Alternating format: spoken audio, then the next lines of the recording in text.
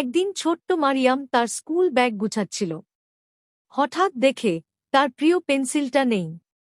সে খুব দুঃখ পেল এবং এদিক ওদিক খুঁজেও পেল না। ঠিক তখনই তার দাদি ঘরে ঢুকে বললেন, মা, কোনো কাজ শুরু করার আগে বিসমিল্লাহ বলো। আল্লাহ নিজেই সহজ করে দেবেন। মারিয়াম দাদির কথা শুনে চোখ বন্ধ করে আস্তে করে বলল, বিসমিল্লাহ। তারপর আবার খুঁজতে শুরু করল। অবাক হয়ে দেখল পেন্সিলটা তার বইয়ের ভেতরেই ছিল। মারিয়াম খুশিতে দাদির কাছে দৌড়ে গেল। দাদি হেসে বললেন, দেখলে মা, যে কাজ আল্লাহর নামে শুরু হয় তাতে বরকত আসে। সেদিন সন্ধ্যায় তার বাবা তাকে আরেকটি দোয়া শেখালেন, বাইরে বের হওয়ার আগে বলবে, বিসমিল্লাহি তাওয়াক্কালতু আলাল্লাহ।